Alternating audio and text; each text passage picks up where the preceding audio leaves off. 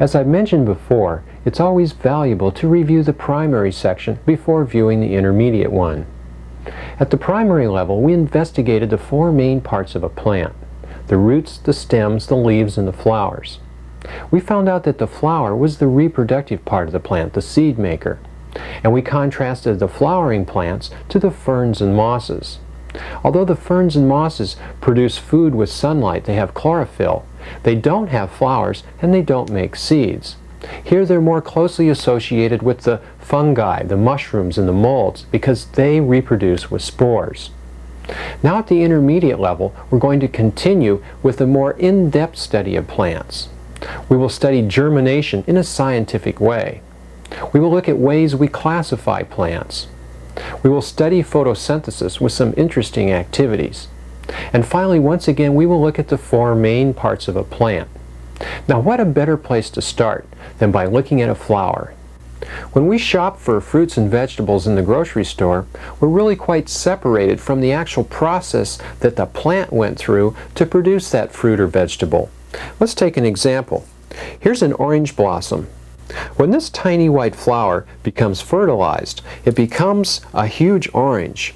And we buy these in the grocery store, but yet how many of us can really explain the process by which that tiny flower became one of these big oranges? Well, that's what we're going to cover in this section. Now there's two main categories of flowering plants that we should first define. One is called the monocots, and the other is called the dicots. The main difference between these two are the types of seeds they have. The monocots have, as the word sounds, one cotyledon. The cotyledon, remember, is the food piece that the embryo plant is attached to that it uses before it can actually make food from sunlight. We're already familiar with lima beans and kidney beans, and we know that when the plant grows, it has two little food pieces on the side. If you look at this lima bean, you can see the two little cotyledons here. So this plant is a dicot. Corn, on the other hand, is a monocot. It only has a seed that has one piece of food that's connected with it. And in fact, when this plant grows, it keeps the cotyledon in the ground, and the little stem and the roots protrude off from the cotyledon, as you see here. Another characteristic of monocots is that the leaves have parallel veins in them. They run next to each other. And in the dicots, the veins in the leaves are branched. So if you see a plant with branched veins in the leaf, you know you're looking at a dicot. Another interesting characteristic about these two types of plants are the number of petals and parts of the flower. The monocots have combinations of 3. That's the magic number. If it has 3 petals, 6 petals, or 9 petals, it's a monocot. If you're looking at a dicot, the magic numbers are 4 and 5, or multiples thereof. So it could have 4 or 5 petals, perhaps 8 or 10.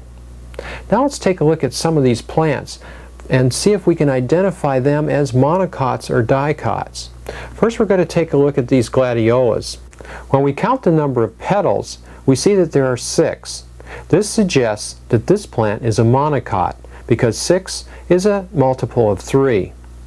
What other evidence would suggest that this plant is a monocot? Well, let's now look at the leaves and see what the veins look like. Here we see that the veins are parallel, so once again more evidence to suggest that this plant is a monocot.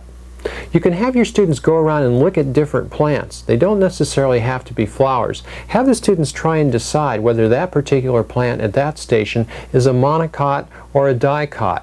You may even put some seeds out.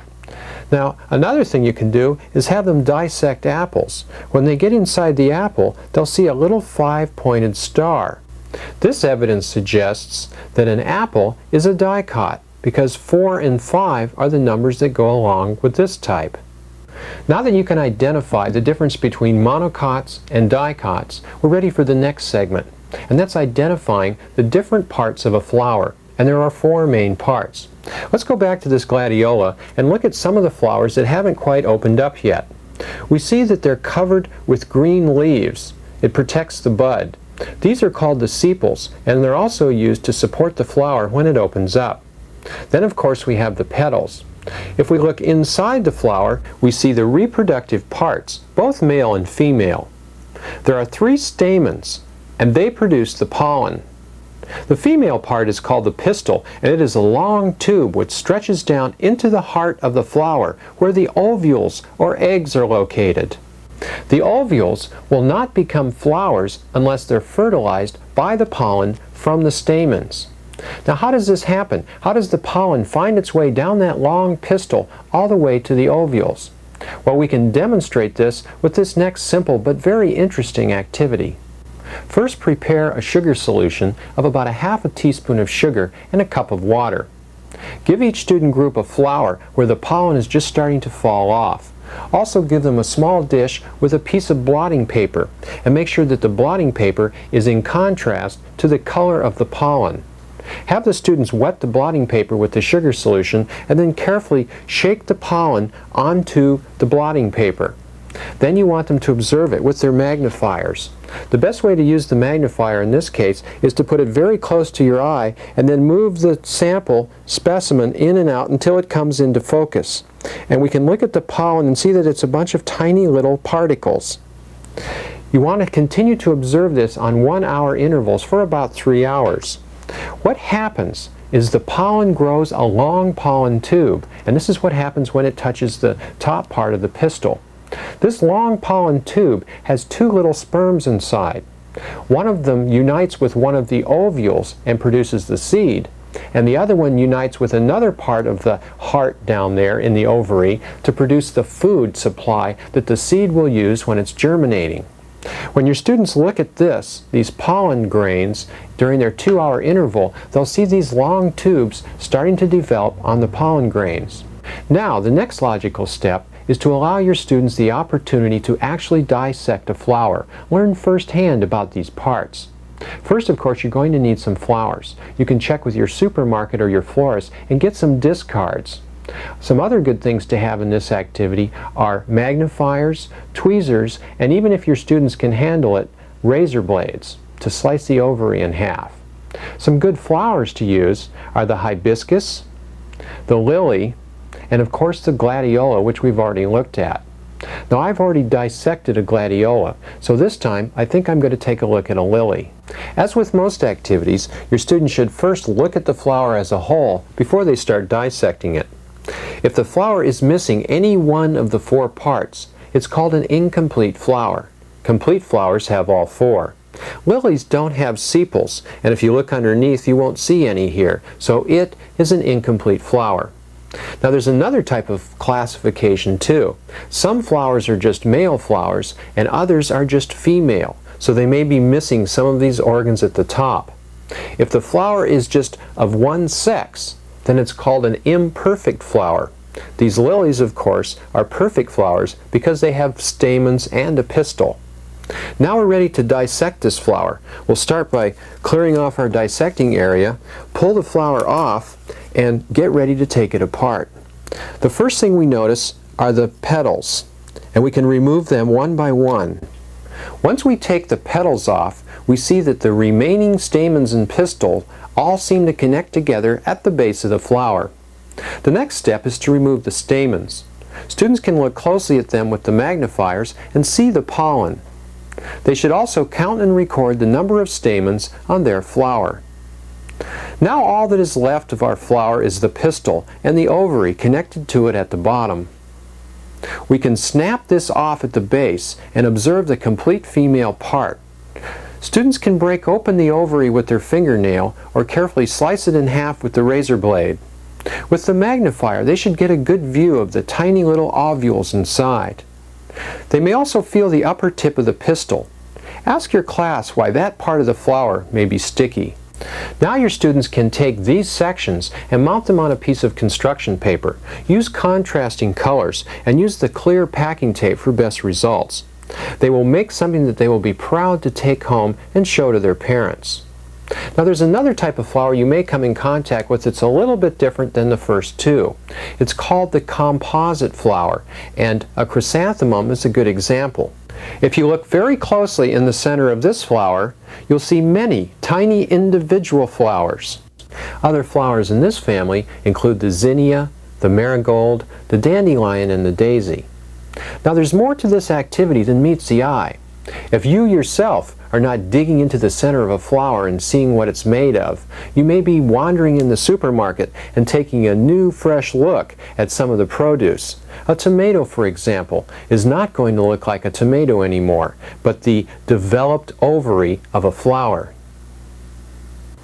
Now that we understand the function of the flower and how the seeds are made, let's continue and investigate germination. This time we're going to take a different approach. Rather than present the experiment to the students, let's let the students design the experiment. At the K3 level, we investigated how different environmental factors affected plant growth. We had a number of plants and a control. The first one you see here is our control. The second plant over received plant food and seems to be the healthiest. The third one was fed with salt water and needs some help. And the last one is in our low light group, and it's turned out to be tall and spindly. We want to do an experiment similar to this, but this time investigate germination. And rather than present it to your students, let them first list the variables they wish to test. They may want to find out how water affects germination, how salt water affects germination, how temperature or light or even air affects it. After you list the variables, have them design an experiment around one variable. Remember, each one they test should have a control. Let's take an example. We're going to test the effects of salt water on germination. Our control in this case consists of 6 kidney beans placed under a wet paper towel that was dampened with fresh water. Our experimental group consists of 6 kidney beans under the same conditions, but this time they were dampened with salt water. When you investigate the effects of air on germination, your control seeds should be dampened but exposed to air, and your experimental seeds can be completely submerged in a glass of water. Your students should find out from this experiment that seeds not only need water, but air to germinate. When we continue with other experiments, your students should be able to think of what their control should be. For example, if we're studying temperature, the control would be the samples at room temperature, and the experimental ones can either be in the refrigerator or next to a radiator. Now you want to make sure that your students are thinking scientifically, so throw a few curves in. For example, ask them if the size of the container might affect the outcome of the experiment. Or how about the amount of paper in the container, or even the amount of water in each one? Hopefully, if they control their experiment properly, they'll use the same size containers, the same amount of paper, and the same amount of liquid when they make their tests. When you split your class up into groups, you can have different groups test different variables and report their findings to the rest of the class. The importance of this activity is not so much in finding out what seeds need to germinate, but rather discovering this process of doing a scientific experiment, and in particular controlling variables so that we can make comparisons between our control samples and the one variable that we test. For our next experiment, we're going to investigate the importance of the food source, the cotyledons, to the developing plant. In order to do this, your students must be familiar with the dissection of a lima bean seed. They must know what the cotyledons are and what the particular parts of the embryo plant look like. Let's review this procedure. First, your lima bean should be soaked for about 24 hours before trying this.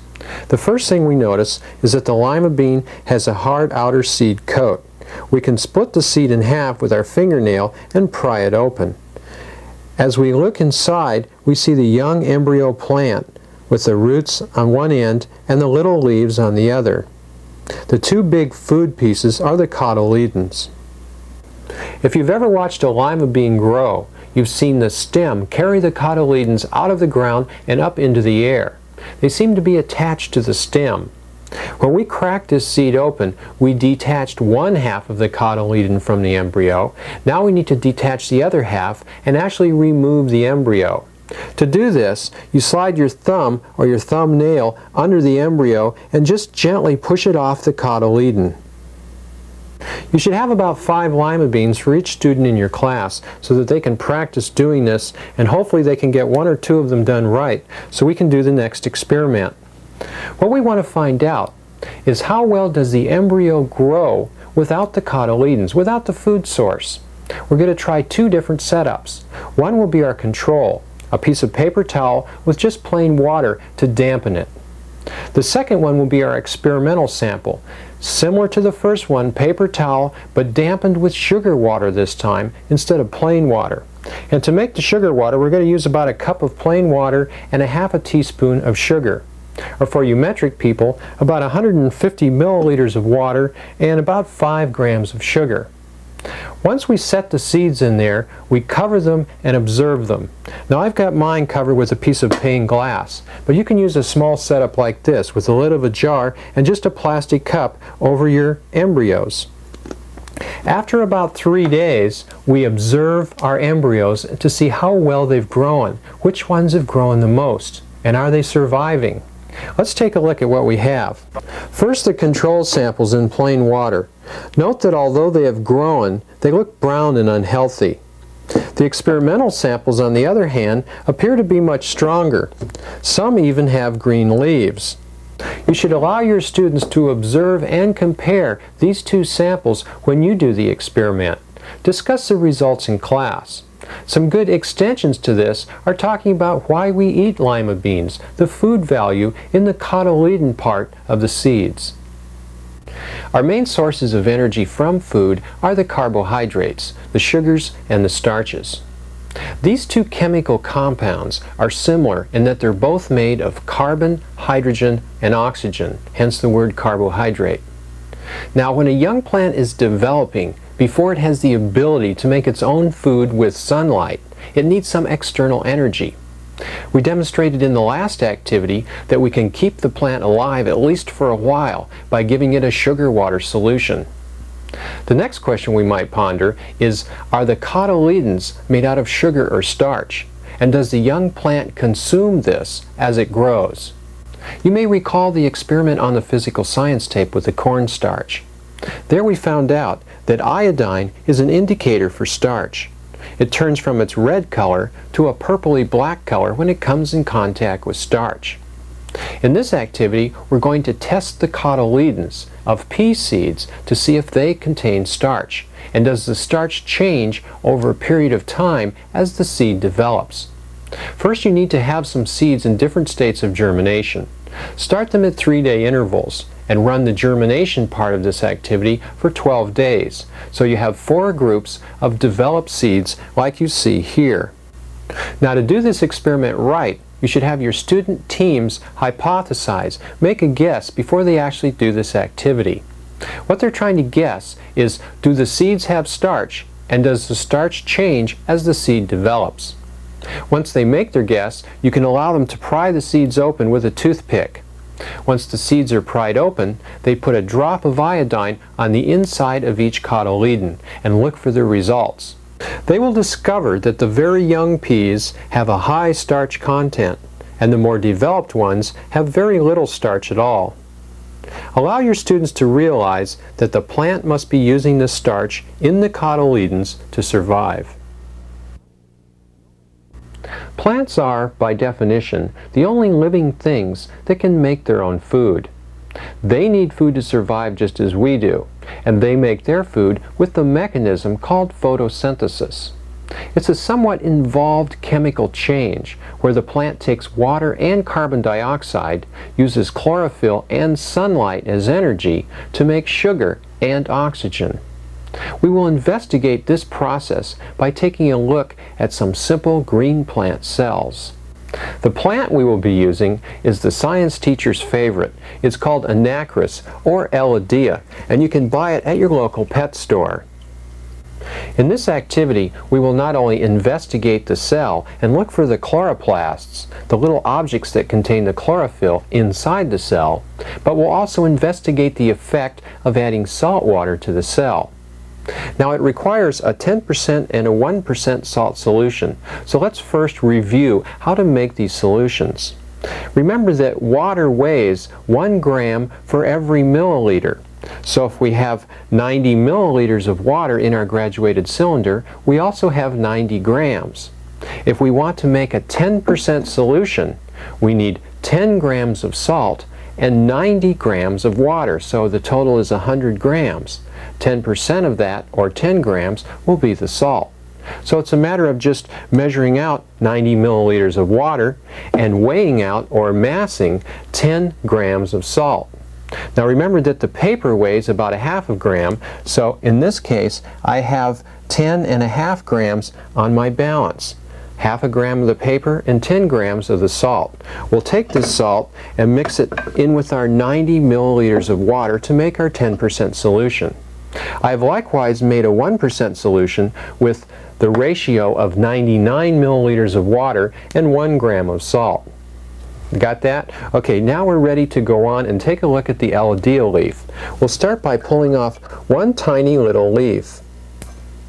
We take this leaf and we make a wet mount slide with it. Remember that the leaf goes on the slide, then we add a drop of water, and then we add our cover slip. Once the cover slip's on, we'll take a look at this Elodea leaf under the microprojector. We find that this leaf is only a few cells thick, and when we look closer, we can see many tiny green dots. These are the chloroplasts, and they contain chlorophyll. As long as we're here, we can review osmosis by adding a drop of our 10% salt solution to the edge of the cover slip. It will quickly mix with the water under the cover slip. Notice that the salt water draws the liquid out from within the cell. The cell wall stays rigid, but the cell membrane shrinks down and the chloroplasts become clumped together. If you can soak up the salt water with a piece of paper towel and add a drop of fresh water, the cells may return to their original shape. The process of photosynthesis is like the winding up of a spring. Here the plant is converting the energy of the sun into chemical energy, into sugars and starches, which it can store for future use. This reaction can simply be stated as carbon dioxide plus water combine with the energy of sunlight to make sugar and oxygen. This reaction is only half of the story though, because the cells in the plant need to grow, need to reproduce. To do that, they require energy. They must use this sugar to help them to do this. In the process of using the sugar, they go through a process similar to what we go through when we eat food. This is burning the energy that was stored in the spring, or unwinding the spring. In this case, the sugar and the oxygen combine to produce carbon dioxide and water. Since the plant always makes more sugar than it uses, there's always an excess of oxygen being given off. In fact, all of the oxygen in our atmosphere is produced by plants, most of which live in the ocean. If we look at both of these reactions and ask our students, what does a plant need and what does a plant give off? Some good answers might be is that it needs carbon dioxide and water, and it gives off oxygen and water. Now let's carry these ideas a little further with some activities. First, a simple demonstration, and I call this the garden hose effect, and I'll tell you why in a moment. I've taken some black paper cutouts and attached them to the leaves of this geranium plant with paper clips. After the plant sits in the sun for a few days, you bring it back into the classroom, remove the paper cutouts, and observe the leaf. You'll see that where the paper cutout was, the chlorophyll has lost its color. This is the garden hose effect, as I'm sure it's happened to you when you forgot to coil your garden hose up and left it out in your yard. This demonstration not only shows the interrelationship between chlorophyll in the plant and photosynthesis, but it also demonstrates what happens to the chlorophyll in the absence of sunlight. Now let's continue with two different ways to do experiments. One is called the what-if experiment, and the other one is the hypothetical experiment. First, let's start with the basic assumption that plants give off oxygen. We will next take a test tube and put a sprig of Elodea inside the test tube. We'll fill the test tube completely with water, flip it upside down and invert it into a bowl of water, and this can all be done underwater in your tank, so that you have a little setup like this. I've got the test tube with the Elodea leaf inside, and it's sitting in a little bowl of water. Now, the question we ask our students, what if the plant gives off oxygen, what will happen when I turn this light on and let it sit here for a few hours? solicit some responses and go ahead and do the experiment. You'll start to see bubbles coming off the leaves of the plant. After a while, you'll see a little bubble of oxygen appearing at the top. If you collect enough oxygen to test, you can fairly simply test it by flipping the test tube around, keeping it covered, lighting a little wood splint, blowing the flame out, and then putting the glowing ember to the top of the test tube. The flame should relight on the splint because oxygen supports combustion. Now we want to continue with this idea, but go now to a hypothetical experiment. This time we'll present the idea to the students and let them produce the results with actual data that was just pulled out of air, so to speak. Let's say that we have test tubes set up like this in front of different intensities of light bulbs, all the same distance away. We have one in front of a 100-watt light bulb, one in front of a 75-watt light bulb, and one in front of a 40-watt light bulb. In which test tube do you think the most gas would be produced? Obviously the one with the most light. Let's present the students with some data that they can graph on the relationship between the amount of light output from the light bulb and the quantity of oxygen that's produced inside the test tube. I'll give you some data in the outline that you can present to your students that they can work with. It's a good experiment in mathematics and graphing, and also understanding the production of oxygen in photosynthesis. Now let's do a real experiment, and instead of looking at the products, let's look at what's required for photosynthesis. Remember that plants use water and carbon dioxide to make sugar. In this experiment, we'll show that plants use carbon dioxide. We'll be using an indicator called bromothymol blue, one that we used extensively on the 4-6 physical science tape in the matter section. When it's placed in tap water, it should turn your tap water blue, which means it's a little bit on the basic side. If it doesn't turn it blue, if it's green or yellow, you should add 1 drop of household ammonia, ammonium hydroxide, and perhaps that should help out. Now that we have this a little bit on the basic side, we will bring it to class and ask our students where we can get some carbon dioxide to put into this solution, because we want to make it rich in carbon dioxide for the plants. Well, they should know that animals breathe out carbon dioxide, so it's just a matter of putting a straw in there, getting a student volunteer to come up and blow about 5 or 10 breaths of air through this bromothymol blue solution. After that happens, it should turn to a color somewhat like this, maybe on the green side or a little bit on the yellow side. Now you're ready to work with it. This is the solution we will be using in our experiment.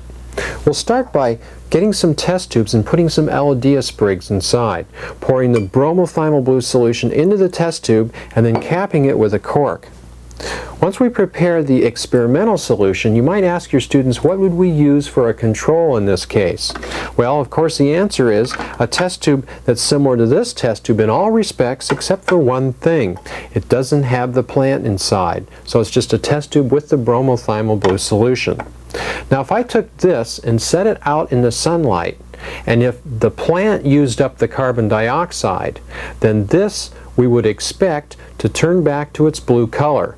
The control solution with no plant should stay the green-yellow color. We can put that outside for about an hour or 40 minutes and see what happens.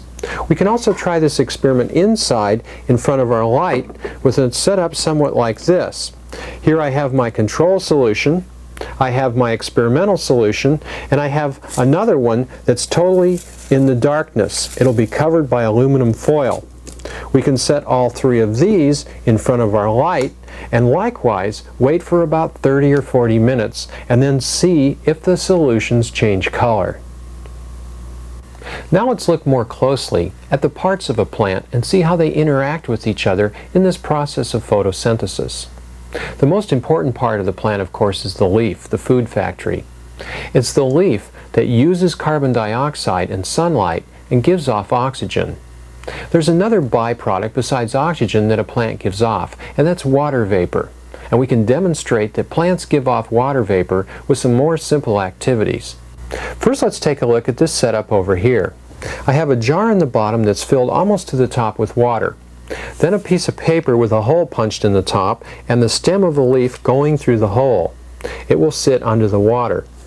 I cover the top of the leaf with another jar, and I'll place this whole apparatus in the sun for about 2 or 3 hours. If the leaf gives off water vapor, then we should see a mist appear on the inside of the top container. Ask your students what they might use for a control to make a comparison to this particular setup. A good answer might be a jar with water, a piece of paper with a hole in it, and a top jar but no leaf inside. Will that one mist up as much as this one? Another similar experiment that you might try is 2 little Dixie cups, one with a growing green plant in it, and notice that I've sealed off from the stem all the way around so that any moisture inside the vermiculite in this cup won't get out. Any moisture that comes out will have to come from the leaves of this plant. And we'll place it inside this container here, and we'll cover it with this top. For our control, we'll use a similar arrangement, but not a growing plant. It's just a stick stuck in vermiculite, and we'll put it in this container and seal this one up. We'll put them both in the sun, and we'll once again look for the moisture appearing on the inside walls of the container. Finally, we want to look at the fact that leaves breathe. They breathe through the leaf. We can once again torture this little geranium plant like I've done with the little A letter here, and I've promised to take good care of it when the videotape's over.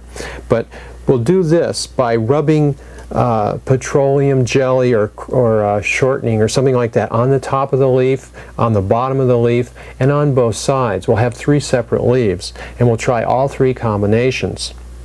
If the leaf breathes through the top part, then that particular leaf would probably die when it's covered with grease.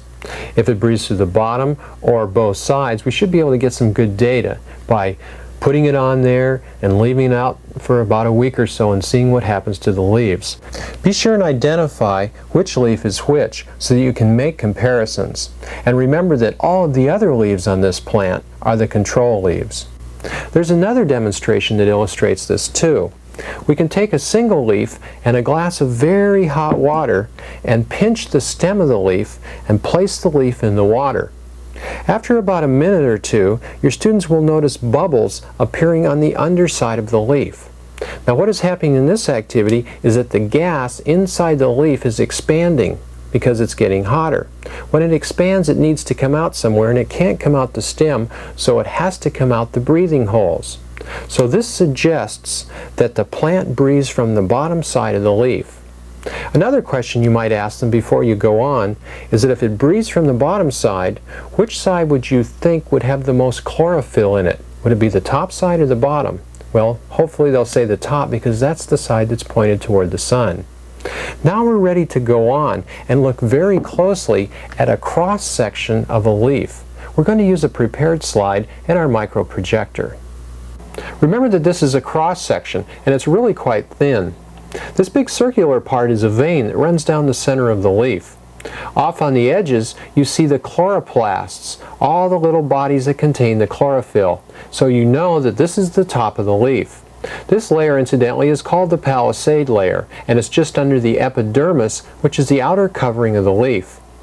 The interior part has the spongy cells and the air pockets. And then down on the bottom of the leaf, we find the little breathing holes called the stomata. They're also surrounded by guard cells, which open and close these little holes. Here's another very beautiful cross-section. This one is of an iris, and it was stained to give these beautiful purple colors. This particular picture shows not only the cross-section, but it picks up the stomata and the guard cells much more clearly. You can see that there aren't any cells like this on the top, but underneath you see all these little guard cells with little openings along the way. It's quite difficult to make your own slide of a cross-section of a leaf, so I recommend you purchase one from a science supply house.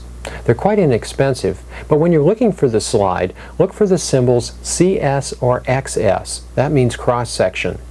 If the slide has an LS after it, that means it's a longitudinal section, something that's cut lengthwise. And if it has WM after it, it means that it's a whole mount, such as a bee stinger or a flea.